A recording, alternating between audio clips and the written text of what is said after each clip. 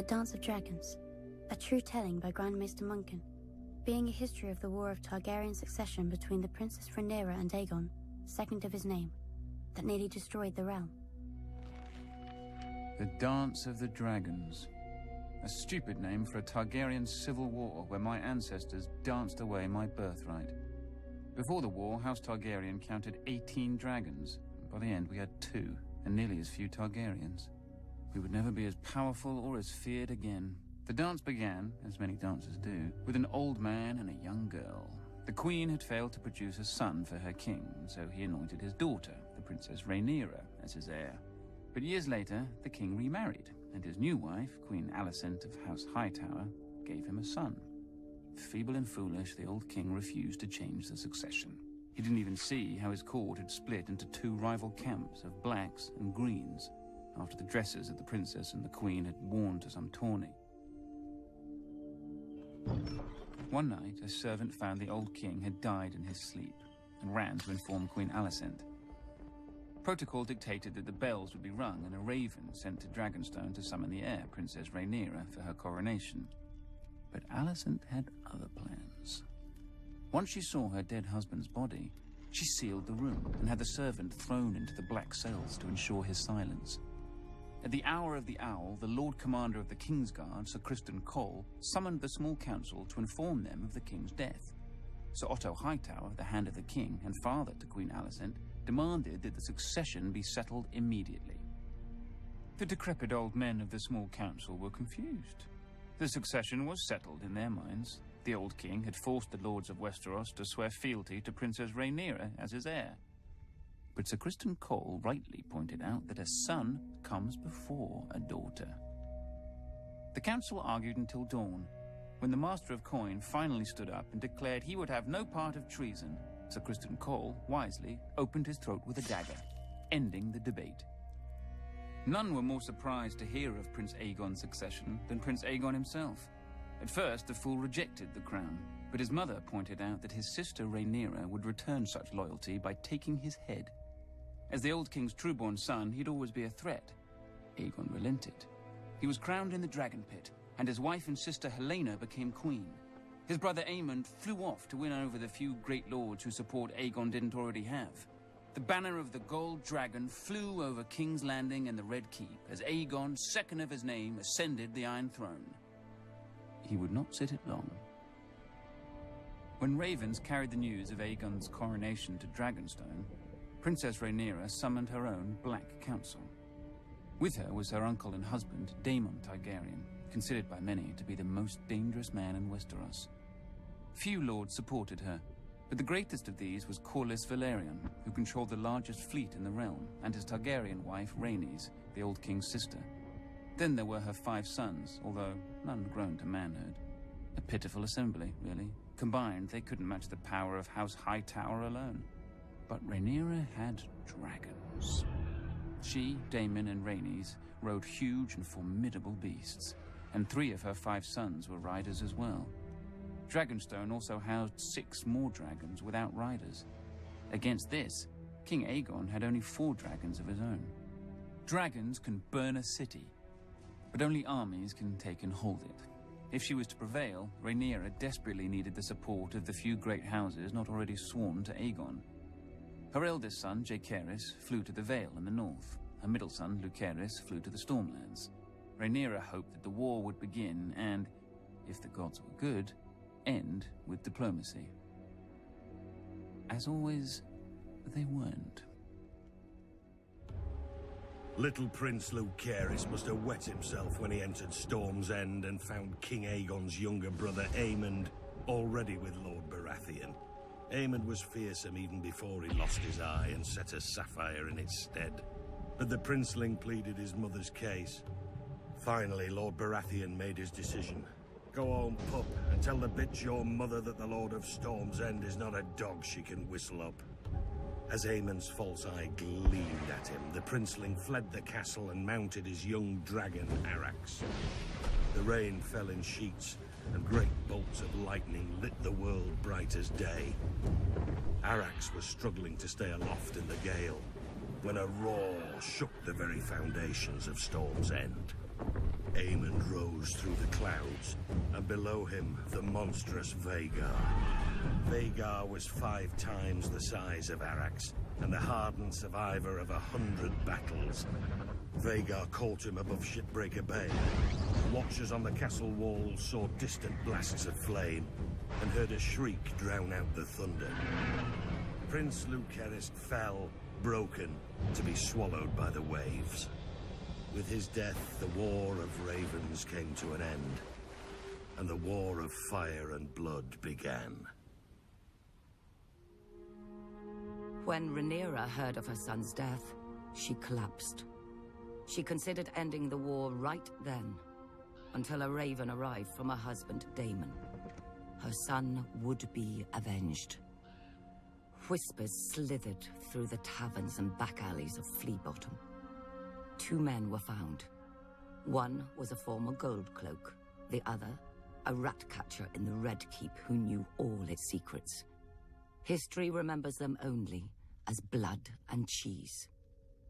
One night, Queen Helena entered the royal apartments with her daughter and 2 sons to put them to bed.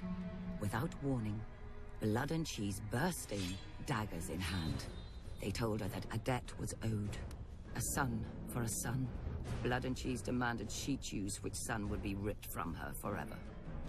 Queen Helena pleaded with the men to kill her instead, but they refused. Weeping, Helena named her younger son, Maelor. Perhaps she thought the boy was too young to understand. Or perhaps because the older boy was King Aegon's firstborn son and heir. "You hear that, little boy?" Cheese whispered to the younger son. "Your mama wants you dead." Then blood struck off the older boy's head with a single blow. When the guards burst in, they found Queen Helena still screaming, clasping her dead son's body to her, mad with grief.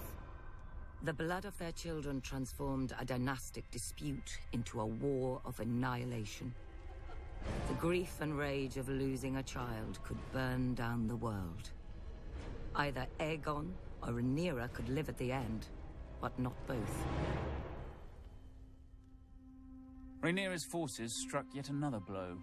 The moment the Lord of Harrenhal saw Daemon Targaryen circling the castle on his dragon Caraxes, he struck his banners and surrendered. The Blacks now had the strongest castle in the Riverlands. Darker news still came to Aegon. Thanks to Rhaenyra's sons, Winterfell had declared for Rhaenyra, as had the Vale. Furious, Aegon dismissed his grandfather, Sir Otto, as Hand, and appointed Sir Criston Cole, who swore to march on all the lords who had declared for Rhaenyra and put their castles to the torch. Cole and the royal army first marched north and laid siege to Rook's Rest, a black stronghold near Dragonstone. When their lord saw their approach, he sent a raven to Rhaenyra, begging for help. For days he watched his fields and villages burning, with no response from his queen, until one day, a shadow passed over the Green Army. Rhaenyra had sent not an army, but her former mother-by-law, Rhaenys, and her dragon, Meleys. As her ancestor had done at the Field of Fire, Rhaenys gleefully began to incinerate Sir Criston's army. But Aegon had set a trap, and Rhaenys had flown right into it. As Rhaenys and Meleys blanketed Sir Criston's troops in dragon flame, 2 other dragons rose into the sky. Aemond on Vhagar, and King Aegon himself on the gleaming Sunfire. To her credit, Rhaenys didn't flee. Dragon fought dragons, and a second sun blossomed in the sky. When the smoke cleared, only Aemond and Vhagar stood uninjured. Sunfire, the most magnificent dragon in the world, had one of its wings almost completely torn from its body. Trapped beneath Sunfire was the king himself, broken and burned so badly in places that his armor had fused onto his flesh. His body survived, but his mind was given over to milk of the poppy. Meleys had been torn to shreds, and her rider, Rhaenys, was a pile of ash. Panicked by the defeat, Rhaenyra shipped her 2 youngest sons across the narrow sea for their protection, only for her youngest to return days later, clinging to the neck of his wounded and dying dragon. He and his brother had been set upon by an enemy fleet just off Dragonstone. Defying his mother's command, Rhaenyra's eldest son and heir, Jaehaerys, mounted his dragon Vermax and flew to rescue his other brother and punish the enemy fleet. But the foolish boy let Vermax be hooked like a trout and dragged into the sea, where he soaked up even more arrows than seawater. His brother disappeared over the horizon or beneath the waves. No one could say for sure. With the loss of 4 dragons, Rhaenyra's only advantage was fading. Luckily for her, over the centuries, House Targaryen had spilled more than blood on Dragonstone. She promised gold and title to any of the Targaryen bastards who could tame the 6 unclaimed dragons on the island.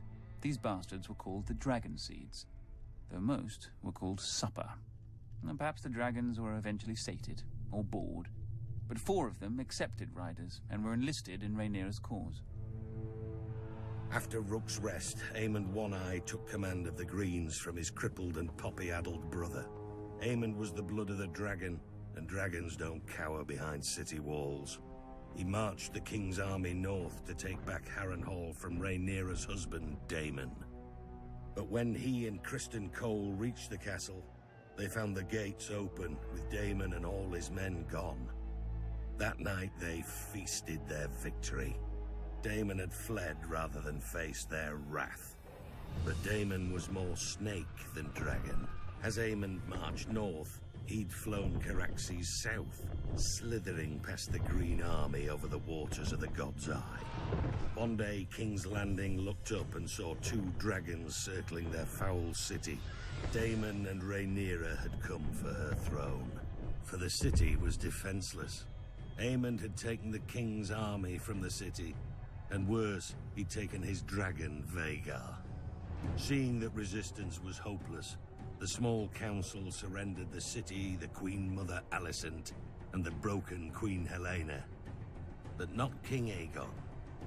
Somehow, despite his wounds and delirium, he had vanished from the city.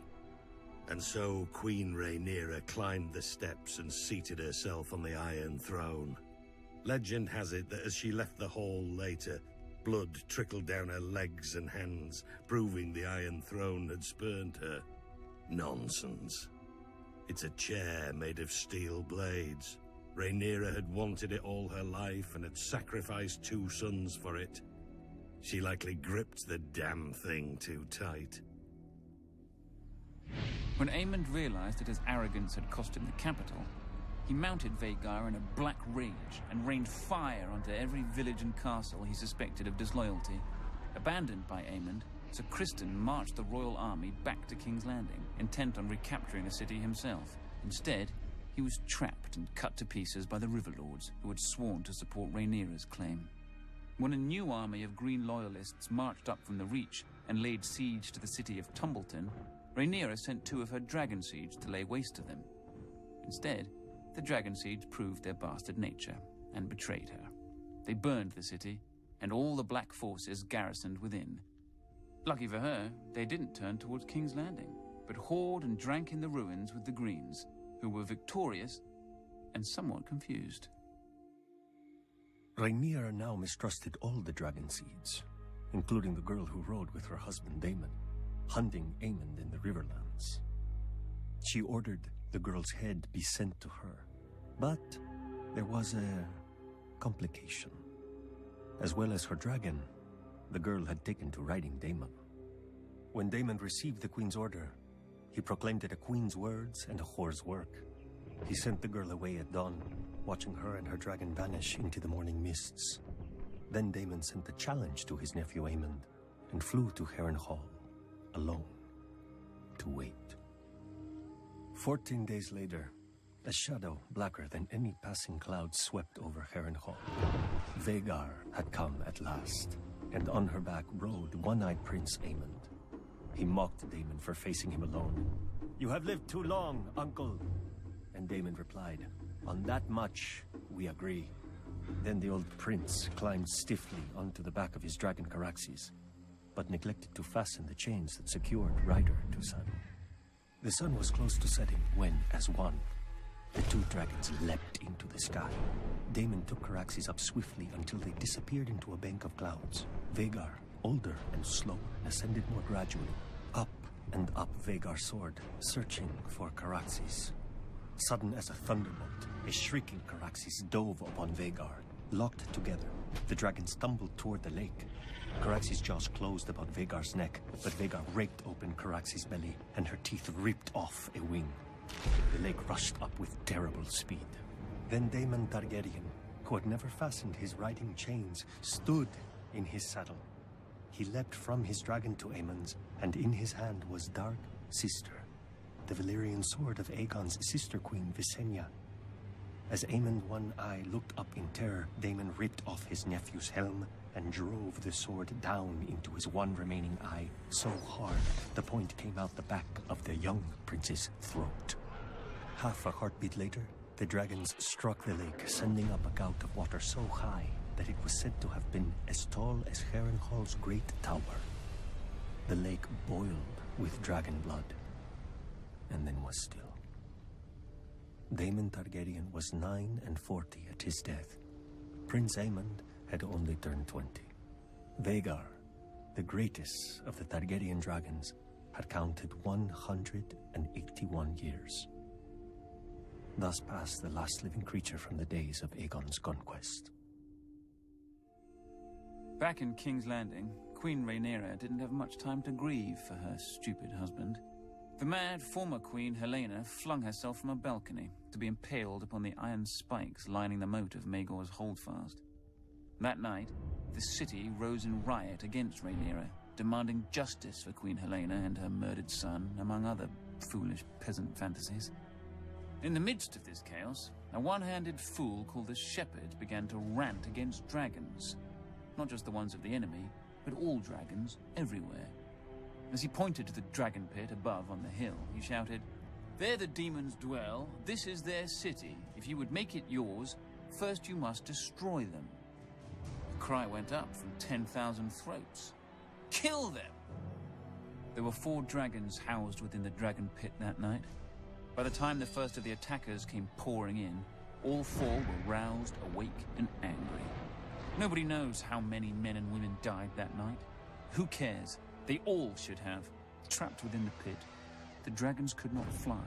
Instead, they fought with horns, claws, teeth, and fire. For every man who died, 10 more appeared, shouting that the dragons must die. One by one, they did. Finally, the last remaining dragon broke her chains, spread her wings, and flew straight up at the Great Dome, trying to flee. Already weakened by dragon flame, the dome cracked under the force of impact, and then tumbled down, crushing dragon slayers and herself. High atop the Red Keep, Queen Rhaenyra clutched her 2 remaining sons to her as she watched the end of her family's might. Too afraid of the peasants to defend her dragons. At least her older son, Joffrey, had a man's spine. He stole his mother's dragon, Syrax, and tried to fly it to the dragon pit to save his birthright. But the stupid beast didn't understand, and twisted beneath him, fighting to be free of the little boy. Until it was. A queen is still a woman, with all the weakness of that sex. Weeping for her lost son more than her dragons, Rhaenyra abandoned the Iron Throne and sold her crown to buy passage for her and her last son back to Dragonstone. Rhaenyra hoped to hatch more dragons from the eggs in the castle. But when she landed, the welcoming party slew her guards and marched her and her son at spear point to the castle to face a dead man and a dying dragon. "Sister!" King Aegon, second of his name, called out to Rhaenyra. Rook's Rest had left Aegon bent and twisted, his once handsome face puffy from milk of the poppy, with burn scars covering half his body. Rhaenyra, ever defiant, told her dear brother that she'd hoped he was dead. "After you," Aegon answered. Then Sunfire bathed her in a blast of flame and devoured her in 6 bites when her son watched, leaving the 7th and final bite her lower leg for the stranger. Rhaenyra was dead, and King Aegon sat the Iron Throne again. But only for half a year. He was poisoned by his own men, and replaced with the very boy who had watched his mother devoured. When Rhaenyra's last son wed Aegon's only daughter, the Dance of Dragons officially ended. Ash and burned men, all that was left of the Riverlands. 2 scared children spouting oaths they didn't understand, all that was left of the mighty House Targaryen. Ancient skulls and hatchlings that grew no bigger than cats, all that was left of the dragons.